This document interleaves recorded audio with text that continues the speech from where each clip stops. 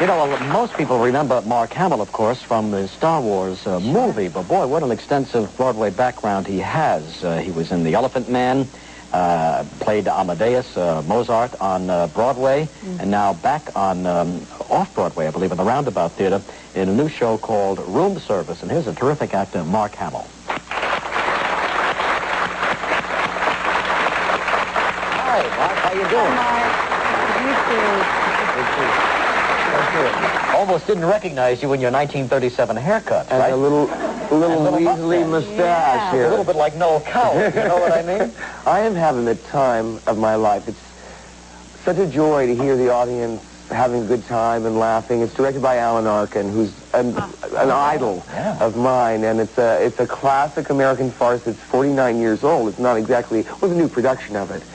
But I did a musical last season called Harrigan and Hart, which was a tremendous experience for me. I was sorry it didn't run, but one of the good things that came from it was the fact that they saw me in a new light. You don't change your image overnight. That's right. You inch towards broaden people's view. Absolutely. Yeah. So when they offered me room service, I thought, if any of you know the show, it was made into a film with the Marx Brothers, as a matter of fact, and I thought that they wanted me to play the golly gee whiz playwright. Instead, they wanted me to play the Groucho Marx role or the Sam Levine role. Look at that. There you got those Groucho Marx eyes. Yeah. And the mustache and all that. It's a wonderful, wonderful Now, Mark, when you went through the haircut and all of that, I mean, what was it like for you personally, dude? It helps me. It helps me if I can look into the mirror and I don't appear as myself. I can hide behind the physical attributes of this new character. So when I look in the mirror and I'm Gordon Miller, I don't feel at all like Luke. But you know, I just rattled off a couple of the credits that you had. You've had some big shows on Broadway, you know. Yeah. The Amadeus one. I feel like I want to go for a good role wherever it is. Sure. Radio, television, movies. It just so happens that at this awkward age for me, I'm too old to be a teenager, and I'm not really fully accepted as a grown-up, even though I am, with two kids of my own. Hi, Nathan and Griffin. Are they here? No, They're at home. they're out there in TV land. How old are they now? Nathan and my Griffin. oldest is 6. That's Nathan. And Griffin will be 3 at the end of March.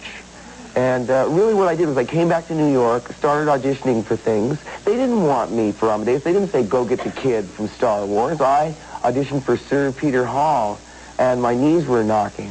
I was so frightened. But I had the element of surprise because, he hadn't seen the films. He didn't bring 27 wagon loads of Star Wars to bear on me. Right, exactly. You know, sometimes a tremendous hit like that can be a burden in the future for you because you're so associated with the laser beams and all that. Absolutely. Well, there was a fellow over here asking me when's the next one coming out. Exactly. I have no idea. There you are, as a matter of fact. It's not, I'm finished. I did 3 of those. Yeah, and that's enough.